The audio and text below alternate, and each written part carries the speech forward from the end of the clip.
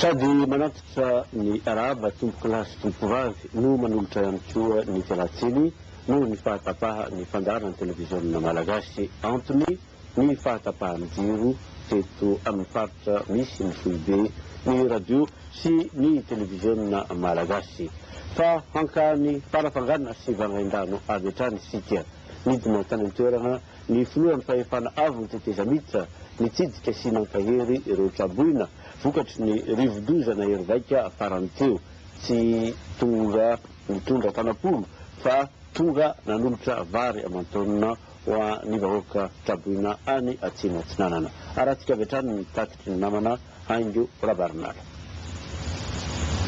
anisan'ny faritra miarany favoazana betaka vokatry ny fandalovan'ny rivodozan-tsindoza ny faritra atsimo atsinanana ho an'ny distrika ny farafangana manokana dia marobe ireo olona traboina fotika fananana vitany koa ireo fotodrafitrasa ravo lalana tapaka ary voly simba toy ny vary sy ny mangahazo ary misy mihitsy ny ainana fohy tsy niavela ny filohan'ny fahefanavo ny tetezamity anjenirina rajoelny fa tonga taty amin'ny toerana ny jerimasy izany ary nitondra fanampiana ho an'ireo olona traboina sy ny fony ny farafangana na dia mbola ratsy aza ny andro aty amin'ny toerana amin'izao fotoana izao tsy avelanay ho kamboty ianareo ny filohan'ny fahefanavo ny tetezamity anjenirina rajoelny fa tonga izay sisika sy ampahery ny tiraitan-drazana taonan'ny fanivana rateo izao fa tsy andro ny fampanantenana intsony an'le fitaovana ho anareo izay ho ihany ny filoha ary tamin'izany no nandraisany ohatra hoe tsy atody no omenay fa akoho manatody ary raha tokony an'le trondro anareo kosa dia fitana no omena mba ahafahana mivelona sy miazo tena izany hoe ny filoha no toetsaina enti-manarina ny firenena ankoatra ireo masom-boly toy ny vary katsaka ary vomanga entina nampiana ny vahoaka ny farafangana azy dia ho avy tsy ho ela aty amin'ny toerana ihany koa ny varobory amidy 700 ariary ny kilao dia nafarana avy tany Birmanie. Ankoatra izay dia misy ihany koa ny tetikasa mitetividy iray tapitrisa euro na 700 tapitrisa ariary anamboarana barazy anampiana ny faritra. Ijeren'ny filoha rajoelina akaiky kosa ny fangatana nataon'ny ben'ny tanàna sy ny lehiben'ny faritra mikasika ny fanamboarana ny lalana, kianjo, trano tokon'olona. Tonga taty amin'ny toerana rateo ny ministry ny jony, ministry ny fambolena, ministry ny asa vaventy ary ny ministry ny toekarena. Mitohy tany amin'ny fokontany anivelo avy eo ny fitsidihana nataon'ny filohan'ny fahefanavo ny tetezamita anjenirina rajoelina androany ara-novona alahelo amin'ireo izay manana ny maty izahay hoy ny filoha ary tonga ampahery sy tonga fanampiana. Ankoatry ny vary 10 kilao menaka iray litatra boaty Nestlé iray siramamy 1 kilao labosy iray fonosana sy ny savony izay nizaraina amin'ny fianakaviana tsy ankanavaka dia mbola notolorana lamba firavaka ihany koa ireo ray aman-dreny tsirairay mariky ny fandalovan'ny filohan'ny fahefanavo ny tetezamita anjenirina rajoelina taty farafangana. Fa distrika faharonoto dia ny filoha andro rajoelina androany ihany koa ny distrika ny Vangaindrano izay Dibodrano vokatry ny fandalovan'ilay rivodozan-tsindoza.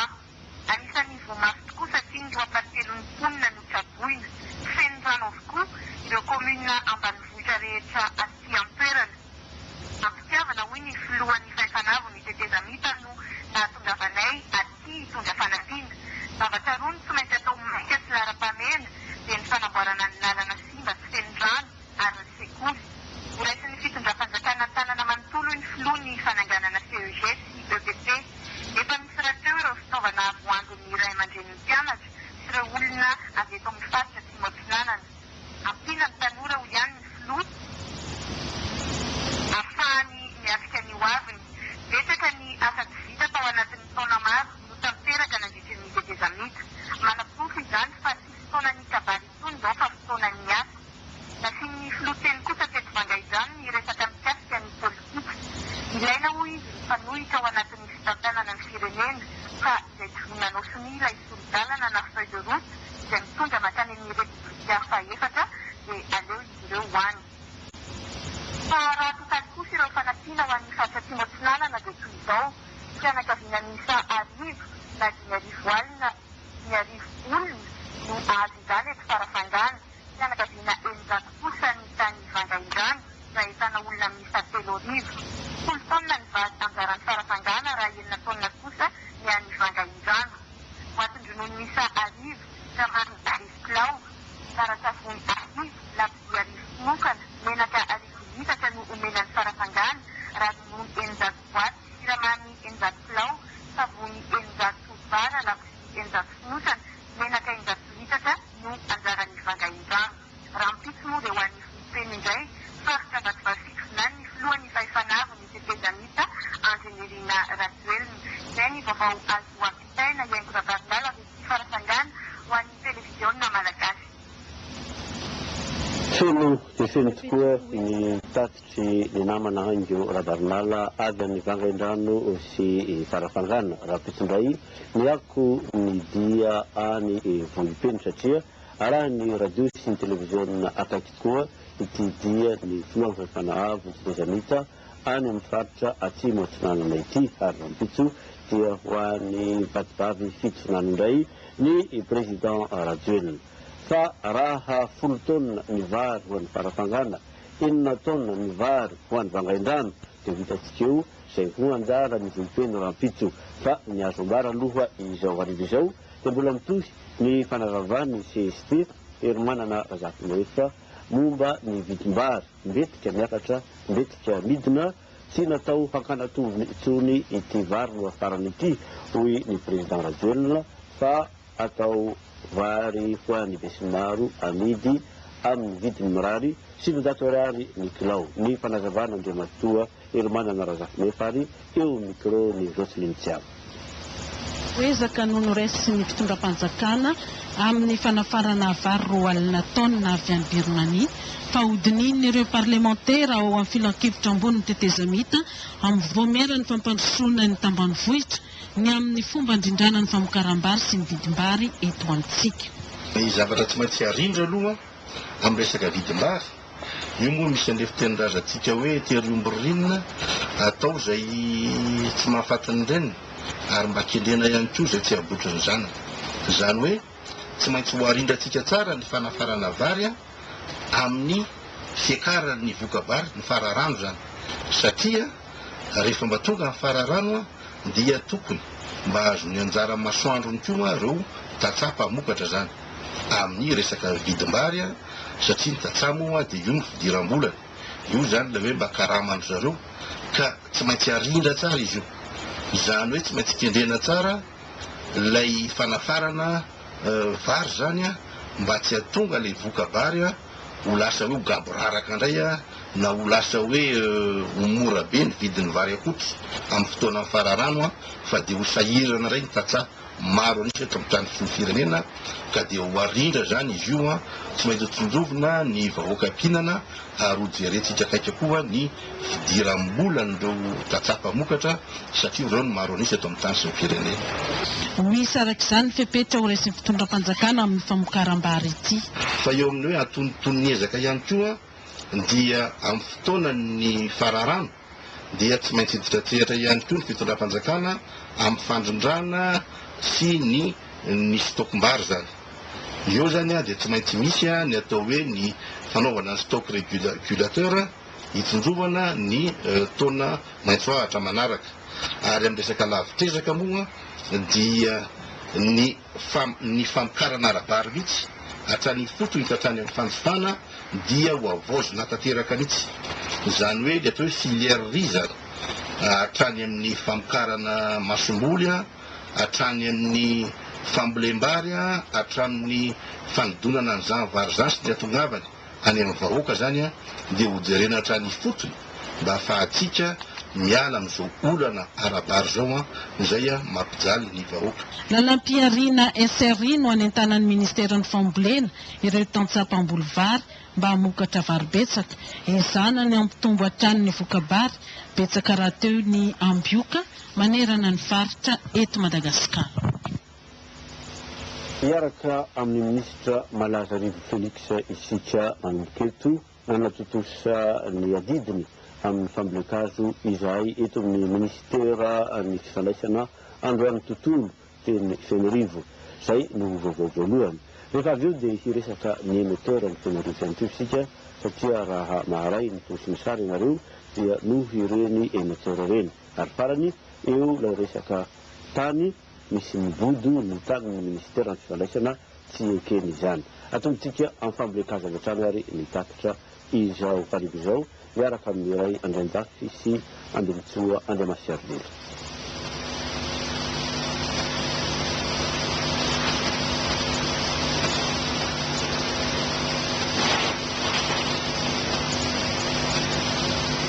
Hazo fihinam-boa toy ny zavoka sy pibasy 200 fototra no volenana mididina ity trano fisana ity, ary ny zanak'azo toy ny pain sy ny vilao misa 10 fototra tetsy amin'ny tany manodidina. 10 fototra no fitambaran'ireo zanak'azo ireo, manampy ireo fanovolena hatramin'izay.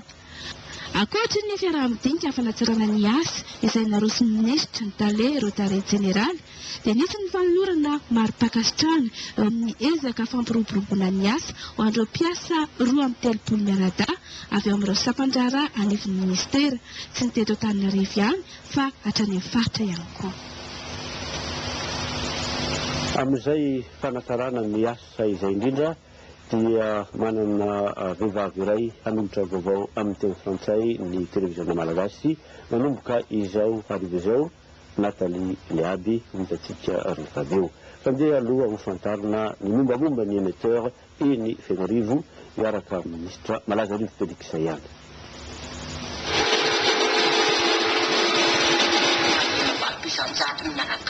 Avy eto fohy be fampelezam-pampirenena eto Fianaravo.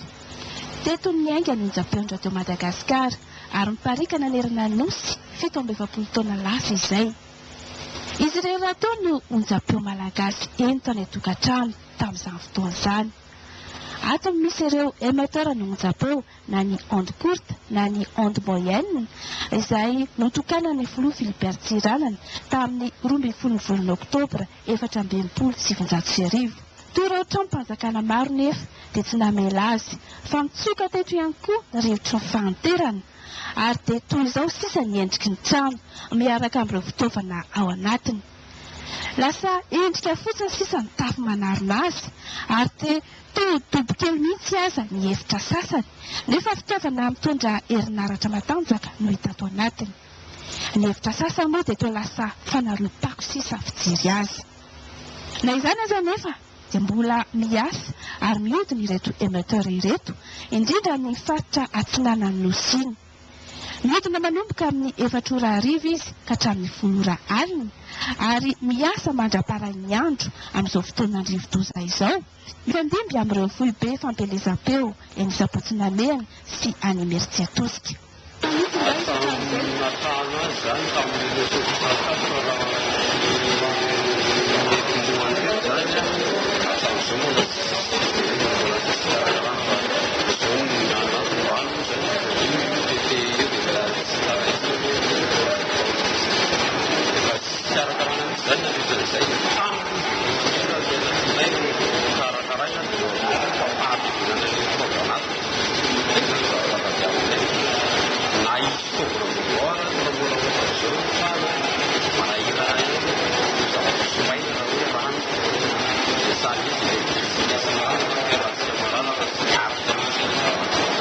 Amin'izao fotoana izao ireo olona miasa manodina ity foibe ity, ary dia toy ny nitsidika sy nijery ny zava-misy ny minisitra sy ireo mpiara-miasa aminy io maraina io.